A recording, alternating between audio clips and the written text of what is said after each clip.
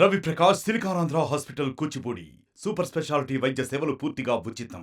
మనతో పాటుగా మంత్రి సీతక్క ఉన్నారు. 15 రోజుల్లోనే ఇచ్చిన మాట ప్రకారం తులసి అనే అమ్మాయికి ఇచ్చిన మాట ప్రకారం 15 రోజుల్లోనే ఒక గిరిజన తండాలో స్కూల్ని అయితే నిర్మించడం జరిగింది. అక్క ఎట్లా అనిపిస్తుంది? 15 రోజుల్లోనే ఆ స్కూల్ను నిర్మించడం జరిగింది, నిన్న మీరు ప్రారంభించడం కూడా జరిగింది. ఆ స్కూల్ విశేషాల గురించి మాట్లాడుకోవాలనుకుంటే, వాస్తవానికి గిరిజన కానీ ఆదివాసీ లంబాడ అన్ని తెగలలో గత కొంతకాలంగా చూస్తే విద్య అనేది చాలా తక్కువ ఉండి ఇప్పుడిప్పుడు అంటే ప్రత్యేక ఐటీడీఎల్ వచ్చిన తర్వాత కాంగ్రెస్ ప్రభుత్వంలో చాలా వరకు ఉద్యోగాలు ఉపాధి అవకాశాలు కల్పించి ఐటీడీఎల్ తీసుకొచ్చి ఇదంతా ఏర్పాటు చేసినప్పటికీ కొన్ని ఊర్లలో గత 10 ఇయర్స్ చాలా మరి టీఆర్ఎస్ గవర్నమెంట్లో స్కూళ్ళు కూడా రేషనలైజేషన్ పేరుతోటి తొలగించడం జరిగింది. తర్వాత కొన్ని కొత్త ఊర్లలో కూడా 10 ఇయర్స్లో ఒక్క స్కూల్ కూడా ఇవ్వలేదు.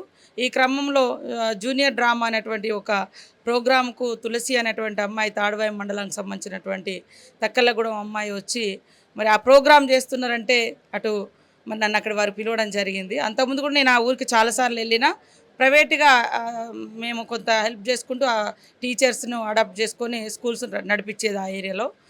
ఆ స్కూల్ కూడా ఒక అబ్బాయి మంచి సంతోష్ మన లా స్టూడెంటు అతను ఆ స్కూల్ను అడాప్ట్ చేసుకున్నాడు. అట్లా మేము చాలా ములుగు ఏరియాలో గత 10 సంవత్సరాలుగా అట్లా స్కూల్స్ ఇండివిజువల్గా నడిపించినటువంటి పరిస్థితి. సొంతంగా మన సేవ్ ద చైల్డ్ వాళ్ళు వచ్చారు, తర్వాత కొద్దిగా పిహెచ్సి అనే ఎన్జిఓస్ ఇట్లా వచ్చి ఇక్కడ కూడా నేను తరచుగా వెళ్ళేదాన్ని. కానీ అప్పుడు మనకు కూడా ఫండ్స్ లేక రకరకాలుగా అంటే లాస్ట్ గవర్నమెంట్ ప్రయారిటీ కూడా అడవి గ్రామాలలో స్కూల్స్ అనేది లేకుండా ఉండే. సో అనుకోకుండా ఒక ప్రోగ్రాంలో మరి జూనియర్ డ్రామాస్కి అటెండ్ అయినటువంటి అమ్మాయి ఆ ప్రోగ్రాంకు నన్ను పిలవడం జరిగింది. నా ఏరియా పిల్లలు కాబట్టి సంతోష్. పోయిన తర్వాత ఆమె తన జీవితాన్ని ఒక డ్రామా రూపంలో చూపించారు. అంటే మన మన మన మన జీవితాలు అక్కడ యాక్షన్ అనే కాదు, జీవితాన్ని చూపించారు. సో ఆ అమ్మాయి నన్ను పట్టుకొని ఏడ్చింది. అక్కడ వాళ్ళు అడిగిర్రు, ఎందుకు ఏడుస్తున్నావు అంటే అక్క మాకు స్కూల్ కట్టిస్తుందని అని. సో అది నాకు కూడా చాలా బాధ అనిపించింది. అంటే అంత చిన్న పాపకు ఎంత బాధ ఉంటే ఆ స్టేజ్ మీద దుఃఖం. కాబట్టి తను బయట స్కూల్కి వెళ్తుంది, కానీ ఆ ఊర్లో కూడా స్కూల్ లేదు. కాబట్టి వెంటనే కలెక్టర్ గారు ఒక 4 lakhs ఇచ్చి మా జిల్లా నుంచి, తర్వాత ఒక మానవతావాది తరుణ్ రెడ్డి వారు కూడా ఒక 1.5 lakh ఇచ్చి మరి మొదలు పెట్టడంతో టకా కట్టేసి నిన్న ఓపెన్ చేయడం జరిగింది. చాలా సంతోషం. ప్రతి ఒక్కరికి కూడా మనందరి జీవితాల్లో విద్య అనేది చాలా ఇంపార్టెంట్. చదువు లేకుంటే ఏది కూడా మనం నేర్చుకోవడం కష్టం, ఈ సమాజాన్ని చదవడం కష్టం, మనల్ని మనం నిలబెట్టుకోవడం కష్టం. కాబట్టి గవర్నమెంటు రాజ్యాంగం రైట్ టు ఎడ్యుకేషన్ అనేటువంటి హక్కు మనకున్నప్పటికీ గత కొంతకాలంగా ఆ రైట్ను ఆ యొక్క హక్కును ఫాలో కాకుండా నిర్లక్ష్యం చేయడం జరిగింది. ఎక్కడున్నా ఏ కులమైనా ఏ మతమైనా మన పిల్లలకు మనం చదువు చెప్పించడం అనేది మన బాధ్యత. వాటి కోసం కావాల్సినటువంటి అన్ని ఫెసిలిటీస్ కల్పించాలనేటువంటి లక్ష్యంతో సీఎం రేవంత్ రెడ్డి గారు కూడా మరి విద్యకు ప్రయారిటీ ఇవ్వడం కోసం మొదటి రోజే బుక్స్ పంపిణీ కానీ స్కూల్ యూనిఫామ్స్తో ఇవ్వడము.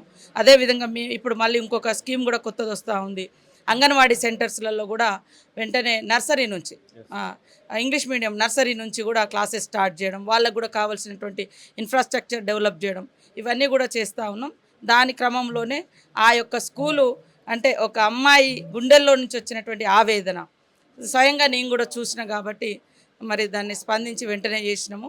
కాబట్టి గవర్నమెంట్ ప్రయారిటీ కూడా ఎడ్యుకేషన్ హెల్త్ అనేది చాలా ఇంపార్టెంట్గా మన గవర్నమెంట్ కూడా తీసుకుంటుంది. గతంలో చూస్తే 10th ఇంటర్తో కూడా ట్రైబల్ ఏరియాలలో ఉద్యోగాలు వచ్చినటువంటి సమస్యలు కూడా ఉంటాయి. గత 5-6 సంవత్సరాల క్రితం ఆ జీవోలను తీసేసి మరి చాలామందికి నిరుద్యోగులు అయినటువంటి పరిస్థితి ఉంది గిరిజన యువత. ఈరోజు బెల్లయ్య నాయక్ గారు కూడా ట్రైకార్ చైర్మన్ కావడం, ఆయనకు అడవి గురించి తెలుసు, మైదానం గురించి తెలుసు. ఈ రెండింటిని సమన్వయం చేయగలిగేటువంటి వ్యక్తి, సమర్థుడు. కొంత గత లాస్ట్ ఇయర్స్లో కొన్ని గొడవలు సృష్టించి కొంతమంది లబ్ధి పొందాలని చూసారు. Master minds the pride of India. Inter, MPC, BiPC, MEC, CEC చదివిన విద్యార్థులకు సిఏ మరియు సిఎంఏ ఫౌండేషన్ కొరకు నూతన బ్యాచెస్ ప్రారంభం. కానీ బెల్లయ్య గారికి మాకు ఈ అన్నింటితో ఒక అనుబంధం, ఒక పూర్తి స్థాయిలో మీకు ఆ ఏరియాలతోనే అనుబంధం ఉంది. ఇప్పుడు ఐటీడీఏకి సంబంధించినటువంటి విషయంలో ఎలాంటి ప్రయోజనాలను అక్కడ ఉన్నటువంటి ప్రజలకు కల్పించబోతా ఉన్నారు? మీరు ఒక మంత్రిగా కొనసాగుతూ ఉన్నారు, ఎమ్మెల్యేగా ఉన్నప్పుడు అంటే ప్రతిపక్షంలో ఉన్నారు, కొన్ని రకాలైనటువంటి ఒడిదుడుకులు ఉండేది. ఇప్పుడు మంత్రిగా కొనసాగుతున్నారు, ప్రభుత్వంలో ఉన్నారు కాబట్టి ఆదిలాబాదు, భద్రాచలము, అలాగే మీ నియోజకవర్గమైనటువంటి ములుగు అందరూ కూడా వెయిట్ చేస్తూ ఉంటారు. వారి కోసం 6 నెలల్లో చాలా చేస్తూ ఉన్నారు. ఇంకెలాంటి కార్యాచరణ రూపొందించబోతాం? వాస్తవానికి నిరంతరం మేము తపన పడుతూ ఉంటాము. ప్రజలు పేదరికం లేకుండా ఉండాలి, అందరూ బాగుండాలనేది. కానీ ఉన్న వనరులు ఇప్పుడు వచ్చినటువంటి ఈ మధ్యకాలంలో మేము వచ్చిన 3 మంత్స్ తర్వాతనే ఎలక్షన్స్ 3 మంత్స్ కంటిన్యూ అవ్వడం, ఇప్పుడు వాస్తవంగా పరిపాలన అనేది గాడిలో ఇప్పుడు లైన్లోకి వచ్చింది. కాబట్టి స్పీడప్ చేస్తాం, రోడ్ రవాణాను మెరుగుపరుస్తాం, అదేవిధంగా హెల్త్ను మెరుగుపరుస్తాం. ఐటీడీఏలు గత 10 సంవత్సరాల నుంచి నేను చెప్తున్నా కదా, ఐటీడీఏలకు నిధులు రావడం అనేది బంద్ అయింది.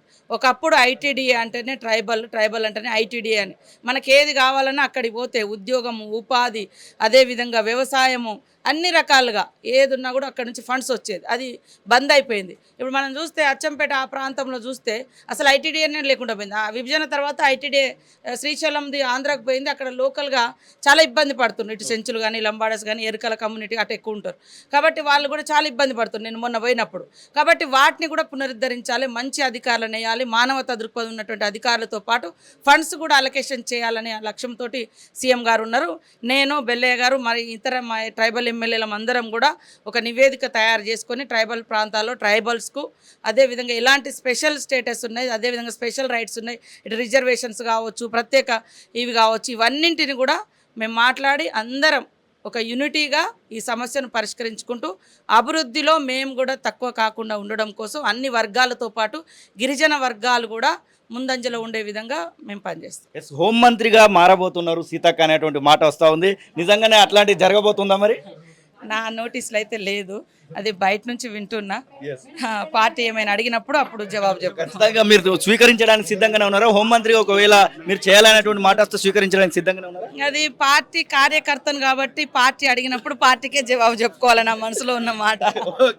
Thank you. ఇది సీతక్క చెప్తున్న మాటలు. ఖచ్చితంగా బీమ్స్ చిల్డ్రన్స్ సంబంధించినటువంటి విషయంలో నేను 15 రోజులలో స్కూల్ నిర్మించి ఇచ్చడానికి అయితే సంతోషంగానే ఉన్నటువంటి మాట చెప్తున్నా. ఇక హోంమంత్రి అవుతారా అనేటువంటి మాటకైతే దాట వేస్తున్నటువంటి సందర్భాన్ని చూస్తూ ఉన్నాం. మరిన్ని వీడియోస్ కోసం ఛానల్ ని సబ్స్క్రైబ్ చేయండి, లేటెస్ట్ అప్డేట్స్ కోసం వాట్సాప్ ఛానల్ ని ఫాలో చేయండి, అండ్ లింక్ డిస్క్రిప్షన్ లో ఉంది.